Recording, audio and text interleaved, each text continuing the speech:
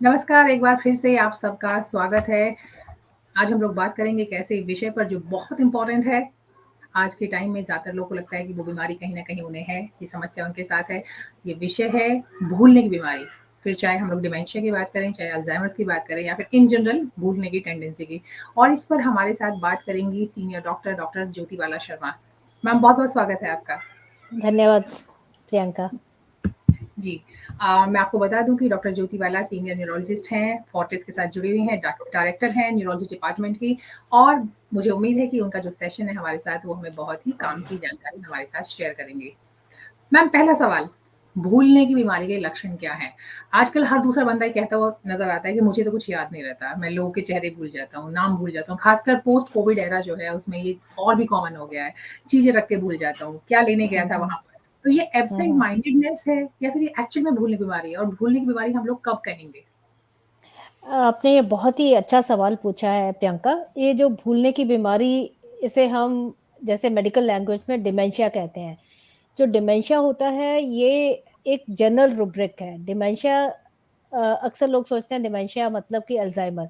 Dementia के अंदर बाकी सब टाइप्स आते हैं जिसमें अल्ज़ाइमर भी हो सकता है, वास्कुलर डिमेंशिया भी हो सकता है और कॉजेज़ भी हो सकते हैं डिमेंशिया के, और डिमेंशिया के कुछ रिवर्सिबल कॉजेज़ भी होते हैं। सबसे पहले तो हमें ये जानना है कि ये डिमेंशिया होता क्या है या भूलने की बीमारी क्या होती है। जो भूलने की बीमारी या डिमेंशिया, इसमें आपकी जो एक्वायर्ड कॉग्निटिव एबिलिटीज़ है, जिनमें से मेमोरी एक एबिलिटी होती है, धीरे-धीरे वो आपकी जाने लग जाती है। मेमोरी एक इसका कॉग्निटिव फंक्शन है और इसके अलावा जैसे बाकी आपके फंक्शंस हैं, जैसे कैलकुलेशन हो गए, लैंग्वेज हो गया या फिर आपकी जजमेंट, आपकी पर्सनैलिटी, इन सब चीज़ों पे भी आप डिमेंशिया का असर हो सकता है। तो जो ये एक्वायर्ड कॉग्निटिव फंक्शन है, जब धीरे-धीरे ये आपके जाने लग जाते हैं और जब ये आपकी डे टू डे लाइफ को अफ़ेक्ट करने लग जाते हैं, तब हम इसे कहते हैं कि ये डिमेंशिया है। अब जैसे आपने पूछा कि जैसे कहा कि हर दूसरा बंदा कहता है कि मुझे भूलने की बीमारी हो गई है। तो ये जो भूलने की बीमारी जो हर दूसरा बंदा कहता है, वो उसे हम सूडो डिमेंशिया कहते हैं। सूडो डिमेंशिया मतलब कि जब आपका स्ट्रेस या डिप्रेशन या एंग्ज़ायटी की वजह से जब आप भूलने लग जाते हो, उसे सूडो डिमेंशिया कहा जाता है। अक्सर ये होता है कि जैसे जब आप बहुत ज़्यादा स्ट्रेस होते हो या बहुत डिप्रेशन या एंग्ज़ायटी में होते हो, तो आपके जैसे जैमिंग ऑफ सर्किट्स हो जाती है। जैसे आपका ट्रैफ़िक जैम होता है, ऐसे ही ब्रेन में जो सर्किट्स हैं वो जैम हो जाते हैं और स्ट्रेस की वजह से कुछ टॉक्सिक केमिकल्स हैं जो ब्रेन के जो मेमोरी वाला हिस्सा है, जिसे हम हिप्पोकैम्पस कहते हैं, उसको अफ़ेक्ट करते हैं, जिसकी वजह से आप अक्सर ये चीज़ फ़ेस करते हो कि दिमाग में आपके वो चीज़ होती है। आप फ्रिज खोलते हो और वहाँ खड़े हो जाते हो, सोचने लग जाते हो कि मुझे क्या निकालना था फ्रिज से। कई बार तो किसी को कॉल करने लग जाते हो, याद ही नहीं आता कि किसको कॉल करना है और क्या बात करनी है। तो ये वाला डिमेंशिया और सो कॉल्ड डिमेंशिया और सूडो डिमेंशिया है, ये स्ट्रेस की वजह से होता है, जिसका बड़ा ही सिंपल सा समाधान है कि आप अपनी लाइफ का स्ट्रेस कम करें, रिलैक्सेशन टेक्निक्स अडॉप्ट करें और कोपिंग स्किल्स स्ट्रेस से आप अडॉप्ट करें और इसके साथ-साथ डेली एक्सरसाइज करें, मेडिटेशन करें, योगा करें और हेल्दी डाइट रखें। इन सब चीज़ों से काफ़ी हद तक आप सूडो डिमेंशिया या स्ट्रेस रिलेटेड डिमेंशिया से बच सकते हैं। और जो दूसरी बात आपने की पोस्ट कोविड डिमेंशिया की, ये बहुत ही इम्पोर्टेंट आपने ये सवाल उठाया है यहाँ पे। कोविड के बाद अक्सर हमने देखा है कि काफ़ी लोगों में ये पाया गया है कि उनमें डिमेंशिया जैसे लक्षण आने लग जाते हैं। और फिर ये स्पेशली जब ये सबसेट होता है डिमेंशिया को, इसको अगर हम अल्ज़ाइमर डिमेंशिया या डिजेनरेटिव डिमेंशिया सोच के छोड़ देंगे, तो हम एक ट्रीटेबल डिमेंशिया को हम मिस कर जाएँगे। ट्रीटेबल और रिवर्सिबल डिमेंशिया। कोविड के बाद लगभग मैंने अभी मतलब पिछले 1-2 साल में 7-8 ऐसे पेशेंट्स को जो पोस्ट कोविड डिमेंशिया है, उनको पहचाना, उनको ट्रीट किया और उसके बाद वो उनका डिमेंशिया कंप्लीटली रिवर्स हो गया और वो वापस अपनी नॉर्मल लाइफ़ लीड करने लग गए। तो इस चीज़ को पहचानना बहुत ही ज़रूरी है कि ये रिवर्सिबल कॉज़ अगर डिमेंशिया का है, इसका अगर हम अर्ली ट्रीटमेंट करें, तो ये काफ़ी हद तक रिवर्स हो सकता है। ऐसे ही एक और डिज़ीज़ है जिसे हम कहते हैं ऑटोइम्यून एन्सेफेलाइटिस, जो कोविड पोस्ट कोविड डिमेंशिया है, ये भी कुछ हद तक ऑटोइम्यून एन्सेफेलाइटिस से मिलता-जुलता है। इसमें भी अक्सर ये होता है कि ये जो डिमेंशिया या कॉग्निटिव आपकी फंक्शंस इम्पेयरमेंट होती है, ये काफ़ी हद तक रिवर्सिबल होती है, बट रिवर्सिबल वो तभी होती है अगर वो जल्दी पकड़ी जाए और जल्दी उसका ट्रीटमेंट किया जाए। जी। ये जो आपने कहा कि जो स्ट्रेस रिलेटेड हम लोग सूडो डिमेंशिया की बात कर रहे हैं या फिर कई बार एब्सेंट माइंडेडनेस भी बोला जाता है, इसके जो है एक्चुअल डिमेंशिया में कन्वर्ट होने के कितने चांस हैं? ये सवाल मैं इसलिए पूछ रही हूँ कि क्या वाक़ई स्ट्रेस जो है वो भी एक रीज़न है डिमेंशिया के लिए या फिर इसके लिए भी अगेन जेनेटिक चीज़ें ज़्यादा इम्पोर्टेंट है या दूसरी कुछ चीज़ें? जी। जो ये सूडो डिमेंशिया है, ये एक्चुअल में डिमेंशिया नहीं होता है। इसको मतलब डिमेंशिया जैसे क्योंकि सिम्पटम्स होते हैं, इसलिए इसको सूडो डिमेंशिया कहा जाता है। तो ये इसके डिमेंशिया में कन्वर्ट होने के चांसेस तो बहुत कम होते हैं। और डिमेंशिया जैसे एज रिलेटेड डिजीज है और न्यूरोडिजेनरेटिव डिसऑर्डर है, तो इसमें मल्टीपल फैक्टर्स प्ले करते हैं। जेनेटिक फैक्टर्स होते हैं, एनवायरमेंटल फैक्टर्स होते हैं, आपका लाइफस्टाइल और काफ़ी चीज़ें होती हैं।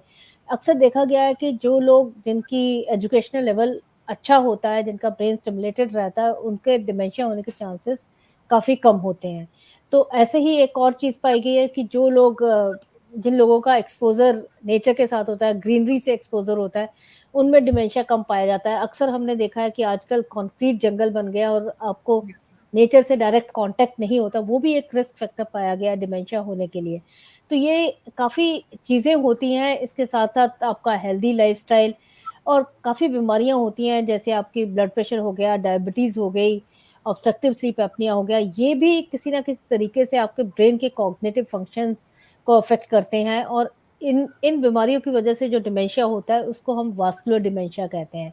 क्योंकि जो आपकी आर्टरीज़ होती हैं, वो धीरे-धीरे उनमें रुकावट आ जाती है, ब्लड फ्लो में रुकावट आने की वजह से काफ़ी जगह ब्रेन के डैमेज हो जाते हैं, जिसकी वजह से डिमेंशिया होता है या स्ट्रोक के बाद भी कई लोगों को डिमेंशिया होता है, जिसे हम पोस्ट स्ट्रोक डिमेंशिया कहते हैं। तो डिमेंशिया मतलब जैसे अक्सर हम ज़्यादातर लोग यही सोचते हैं डिमेंशिया मतलब अल्ज़ाइमर। डिमेंशिया एक ब्रॉड रूब्रिक है, उसके अंडर ये काफ़ी ये सब टाइप्स आती हैं डिमेंशिया की। जी। अ, मैम ये मैं ज़रूर जानना चाहूँगी कि जो हम लोग क्योंकि प्रिवेंशन पे बात करते हैं और ऑब्वियसली ये बिल्कुल सही है कि अगर आप प्रिवेंट कर सकते हैं तो वो उससे बेहतर कुछ भी नहीं है। तो क्या कुछ चीज़ें आप बताना चाहेंगी कुछ जैसे कोई ब्रेन गेम हम कह सकते हैं, ब्रेन जिम जिनको बोलते हैं या फिर कुछ हुँ, और हुँ। ऐसी एक्टिविटीज़ क्या करना जैसे आपने कभी बताया इन जनरल कि अगर आप नेचर के करीब रहते हैं तो वो आपके लिए इफ़ेक्टिव हो सकता है। मुझे लगता है संभवतः जब हम लाइफ़स्टाइल की बात करते हैं तो एक हेल्दी नींद, टाइम पर सोना, हेल्दी खाना ये सब चीज़ें तो आता है जो हम लोग जानते हैं एक्सरसाइज़ एंड एवरीथिंग। इसके अलावा और क्या कर सकते हैं, क्या करना चाहिए ताकि आपका डिमेंशिया होने के या फिर एटलीस्ट सूडो डिमेंशिया जिसकी हम लोग बात कर रहे हैं, वो तो stress is one of the major hmm, cause hmm. लेकिन हुँ, डिमेंशिया हुँ। होने के चांसेस जो हैं कम हो हुँ, जाएँ? हुँ। जो डिमेंशिया है, जो सूडो डिमेंशिया है, उसकी तो सिंपल सी वो है कि आपको अपनी लाइफ में स्ट्रेस कम करना है। स्ट्रेस कम करने के आपके जो भी आपके कोपिंग मैकेनिज़्म हो, आपको वो अडॉप्ट करना है। जो स्ट्रेस है मतलब जैसे कुछ हद तक तो ये लोगों का खुद का बनाया हुआ स्ट्रेस होता है। अब जैसे अगर कोई नोएडा में रह रहा है और गुड़गाँव में जॉब कर रहा है, तो मतलब आप एटलीस्ट वो कम्यूटिंग डिस्टेंस का स्ट्रेस तो कम करना आपके हाथ में है वो। ये जो अगर मैं मानती हूँ कि हाँ, जॉब इतनी आसानी से नहीं मिलती पर एटलीस्ट आप जहाँ जॉब कर रहे हो वहाँ जाके रह सकते हो, वीकेंड पे अपने घर आ सकते हो। अगर आप मान लो सुबह 5 बजे उठ के जा रहे हो और रात के 11 बजे घर आ रहे हो, तब स्ट्रेस तो ऑटोमैटिकली आपका बढ़ जाएगा और फिर रात को भी आप चैन से नहीं सो पाओगे क्योंकि सुबह जल्दी उठ के जाने का, वर्क प्लेस पे जाने का स्ट्रेस रहता है। ऐसे ही मेरा ये मानना है कि अगर आपके जॉब प्लेस स्ट्रेसफुल है, तो आपको उसे यू शुड वर्क आउट कि क्या किया जाए, उस वर्क स्ट्रेस को कम करने के लिए और इसके साथ-साथ स्ट्रेस को कम करने के लिए एक्सरसाइज़ डेली करो। 1 घंटे की जो एक्सरसाइज़ होती है वो आपकी एक स्लीपिंग पिल के बराबर होती है। एक एक्सरसाइज़ करने के बाद आपको इतनी अच्छी नींद आती है कि आपको और किसी स्लीपिंग पिल की ज़रूरत नहीं होती। और अक्सर लोग सोचते हैं कि जैसे जो लोग स्ट्रेस में होते हैं, वो बहुत ज़्यादा ड्रिंक करने लग जाते हैं या स्मोक करने लग जाते हैं। उनको लगता है कि स्मोकिंग या ड्रिंकिंग से स्ट्रेस कम होता है, जबकि ऐसा नहीं होता। वो उस वक़्त ज़रूर लगेगा कि स्ट्रेस कम हो गया, बट लॉन्ग रन में ये चीज़ें आपका स्ट्रेस और बढ़ा देती हैं। इसी तरह मतलब स्ट्रेस में कई बार आप अनहेल्दी खाने की आप बहुत ज़्यादा खाने की आपकी टेंडेंसी बढ़ जाती है, जिससे आपके फैट सेल बढ़ जाते हैं, जो और टॉक्सिक रिलीज़ करते हैं बॉडी में तो और स्ट्रेस और बढ़ा देते हैं। तो अगर आपको स्ट्रेस से डील करना है, एक आपको you have to eat and drink healthy. Healthy drinks लीजिए, जैसे आप ग्रीन टी ले सकते हो, कोकोनट वाटर ले सकते हो और इसके साथ-साथ आप बटर मिल्क ले सकते हो और खाना भी आप हेल्दी खाइए, more of fruits and vegetables और जो मल्टी कलर्ड फ्रूट्स और वेजिटेबल्स हैं, वो बहुत हेल्पफुल होती हैं स्ट्रेस से फाइट करने के लिए और इसके साथ-साथ जंक फूड अवॉइड करो, हेल्दी पोर्शन खाइए और कम खाइए और एक्सरसाइज़ कीजिए और इसके साथ-साथ आपकी जो चीज़ आपके स्ट्रेस को रिलीव करती है, वो चीज़ उसमें इन्वॉल्व हुई है, वो आपकी हॉबीज़ हो सकती हैं, म्यूज़िक जी, सुनना हो सकता है या just chatting with your friends, ये भी एक तरह से स्ट्रेस रिलीवर होता है। और अगर आपको पेट्स अच्छे लगते हैं, आप पेट रख सकते हो। फिर जो भी चीज़ आपके मन को अच्छी लगती है ना, आप उसे कीजिए और उसे करके आप अपना स्ट्रेस कम करके एटलीस्ट सूडो डिमेंशिया होने के चांसेस तो काफ़ी हद तक कम कर सकते हो। जी। अब हम लोग एक्चुअल डिमेंशिया की बात करते हैं, क्योंकि प्रिवेंशन पे हम लोगों ने बात की, कुछ हद तक लाइफ़स्टाइल इसमें कारगर हो सकता है, बाकी अगर जेनेटिक है तो उस पे ज़्यादा काम नहीं किया जा सकता। लेकिन अब हम ट्रीटमेंट जानना चाहते हैं कि ट्रीटमेंट क्या होता है एक्चुअल में, सही ट्रीटमेंट क्या है? डिमेंशिया की बात करें या फिर अल्ज़ाइमर्स की बात करें, जो कि उसका एक फ़ॉर्म है? जी, डिमेंशिया एक प्रोग्रेसिव न्यूरोडिजेनरेटिव डिसऑर्डर है जिसमें धीरे-धीरे ये प्रोग्रेस करता है। तो इसमें कुछ दवाएँ हम यूज़ करते हैं जिनसे कुछ हद तक फ़ायदा होता है पेशेंट को और धीरे-धीरे ये बीमारी बढ़ती है तो इसमें बहुत ही ज़रूरी होता है इस बीमारी से डील करने के लिए फैमिली को अपने आप को प्रिपेयर करना। तो उसमें कुछ बड़े इम्पोर्टेंट पॉइंट्स होते हैं। एक तो जैसे-जैसे इनकी कॉग्निटिव डिसेबिलिटीज़ बढ़ती जाती हैं, वैसे-वैसे इनकी डिपेंडेंस बढ़ती जाती है फैमिली मेंबर्स पे और ये अक्सर अपने फैमिली मेंबर्स को भी पहचानना बंद कर देते हैं, उनको एज़ ए केयरगिवर ये पहचानते हैं। अक्सर आजकल हमने देखा है कि फैमिली मेंबर्स काफ़ी बिज़ी होते हैं, तो मेरा ये एडवाइस होती है सारे डिमेंशिया वाले पेशेंट्स को कि अगर आपको लगता है कि घर में कोई उनको फुल टाइम नहीं दे पाएगा, तो बहुत अर्ली स्टेज में ही उनको एक केयरगिवर रख लेना चाहिए क्योंकि जब वो अर्ली स्टेज होती है, तो वो केयरगिवर के साथ कंफर्टेबल होते हैं। जैसे-जैसे वो एडवांस डिमेंशिया में जाते-जाते हैं, वैसे ही वो केयरगिवर को भी एक्सेप्ट नहीं करेंगे, वो उसके साथ कंफर्टेबल नहीं रहेंगे। तो ये पहले तो एक उनके लिए 24/7 केयरगिवर होना चाहिए। सवाल है कि दूसरा जैसे आपने कहा कि केयरगिवर, तो क्या ये एक ही होना चाहिए? वो चेहरे को पहचानते हैं या किस तरीके से? क्योंकि केयरगिवर के लिए तो आप गारंटी नहीं ले सकते हैं।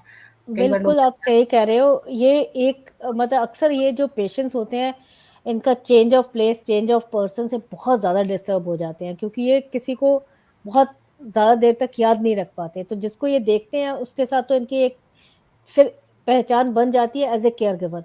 पर अगर वो इंसान चेंज होता रहे तो ये बहुत कंफर्टेबल नहीं रहते हैं। ये बड़े रेस्टलेस हो जाते हैं ऐसी सिचुएशन में। और सिमिलरली मेरा ये भी मानना है मतलब ये in change of place also affects them adversely. जैसे कई बार कई होता है कि 4-5 भाई है सोचते हैं 4 महीने 1 भाई रख ले, 4 महीने दूसरा भाई रख ले। उस सिचुएशन में ये पेशेंट्स बिल्कुल भी कंफर्टेबल नहीं होते और ये क्राउडेड प्लेसेस में बिल्कुल कंफर्टेबल नहीं होते हैं। तो इनको जिसके साथ ये कंफर्टेबल हो, चाहे आप एक्सपेंसेस शेयर कर लें पर इनका प्लेस फ्रीक्वेंटली चेंज ना करें।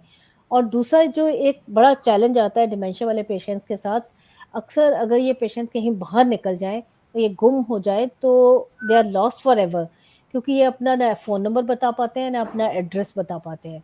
तो ऐसे में बहुत ही बड़ा चैलेंज होता है फैमिली मेंबर्स को स्पेशली मेट्रो सिटीज़ में इनको ढूँढना। किसी छोटे जगह पे हो वहाँ तो लगभग सभी आपको जानते-पहचानते हैं, वो कहाँ वहाँ का आप कहीं गुम भी जाते हो तो लोग आपको घर पे भी छोड़ देंगे। पर मेट्रो सिटीज़ में अगर एक बार आप गुम के और अपना ना आप फ़ोन नंबर बता पा रहे हो, ना एड्रेस बता पाते हो, तो ऑलमोस्ट इम्पॉसिबल टास्क होता है इनको वापस पाना। तो ऐसी सिचुएशन में मैं हमेशा अपने सारे पेशेंट्स को रिकमेंड करती हूँ कि एक अपना आई कार्ड या एक छोटा-सा ब्रेसलेट जैसे सिल्वर का ब्रेसलेट या कोई भी ब्रेसलेट जिस पे अपना नाम, एड्रेस और फ़ोन नंबर लिखा हो, वो ऐसा पहना जाए जिसको आप नहाते वक़्त भी ना उतारो। आजकल वैसे जीपीएस ट्रैकर्स भी आ गए हैं, पर जीपीएस ट्रैकर्स थोड़े बड़े होते हैं, उनको अक्सर आप निकालोगे और फिर पहनोगे। या फिर एक और आसान-सा तरीका है कि जैसे आप किसी अच्छे तरीके से एक टैटू अगर करवा लो फ़ोन नंबर या एड्रेस और वो सेफ होना चाहिए वो टैटू वो क्योंकि अगर अच्छे तरीके से ना कराएँ तो टैटू के अपने रिस्क्स होते हैं। तो वो एक चीज़ भी करवाई जा सकती है। क्योंकि इन पेशेंट्स को इनके आइडेंटिटी कार्ड इनके साथ होना बहुत ही ज़रूरी होता है। जी। अभी का जो हमारा सेशन है, इसमें अभी तक जितनी बात हुई है, उसका सबसे इम्पोर्टेंट चीज़ यही निकल के आई है कि अगर मुमकिन है, तो आप अपनी लाइफ़स्टाइल को पहले ही बेटर करके रखें।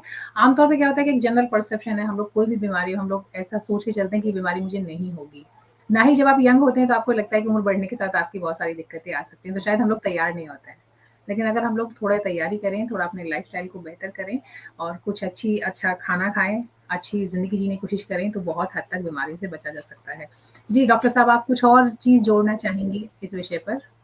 जैसे हमने बात की कि अच्छा लाइफ़स्टाइल और एक्सरसाइज़, वैसे ही जैसे बॉडी के लिए एक्सरसाइज़ काम करती है, डिमेंशिया के लिए जो कॉग्निटिव रीट्रेनिंग एक्सरसाइज़ेज़ या मेंटल गेम्स, उनके लिए वही काम करती है जो बॉडी के लिए एक्सरसाइज़ करती है। तो जैसे ये पेशेंट्स जब इनको डिमेंशिया होता है, तो अगर कुछ वैसी गेम्स खेलें, जैसे चाहे वो सिंपल सी गेम हो, चाहे लूडो हो, चाहे कार्ड्स खेलना हो, चाहे चेस हो, जिसमें भी उनका इंटरेस्ट हो, तो जिसमें आपके ब्रेन की इन्वॉल्वमेंट होते हैं, it could be just reading, पर जैसे-जैसे ये डिमेंशिया बढ़ता जाता है, ये आपकी काफ़ी कम हो जाता है इन चीज़ों में भी इंटरेस्ट, पर जैसे ही डिमेंशिया शुरू होता है, शुरू में आप कॉग्निटिव रिट्रेनिंग एक्सरसाइज़ेज़ या मेंटल गेम्स या सुडोकू वगैरह कर सकते हो। उससे काफ़ी हद तक आपके कॉग्निटिव फंक्शन प्रिज़र्व्ड रहते हैं। जी, प्रिवेंशन के लिए तो कम से कम इफ़ेक्टिव होगा ही, अगर इस तरह की जो डेफ़िनेटली, डेफ़िनेटली। जी। डॉक्टर साहब मुझे उम्मीद है कि हमारे इस सेशन से काफ़ी लोगों को लाभ होगा, उन्हें पता चलेगा कि किस तरीके से क्योंकि भूलने की बीमारी जो है अपने आप में एक तरह का खौफ़ है, जो कि जेन्युइन भी है जो आप बता रही हैं खुद। तो बहुत मतलब बहुत मुश्किल हो जाती है ना सिर्फ़ मरीज़ के लिए बल्कि उसके घर वालों के लिए भी। तो हम हेल्थ विड की कोशिश है कि आप के माध्यम से सही जानकारी लोग तक पहुँचाई जाए, ख़ासकर पहले हम प्रिवेंशन पर बात काम करें और अगर बीमारी हो जाती है तो उसका सही इलाज क्या है, ये भी हम लोगों तक ज़रूर शेयर करते हैं और इस विषय पे भी हमने बात की है। हमारे साथ जुड़ने के लिए, अपना वक़्त हमें देने के लिए आपका बहुत-बहुत शुक्रिया। Thank you so much. Thank you so much.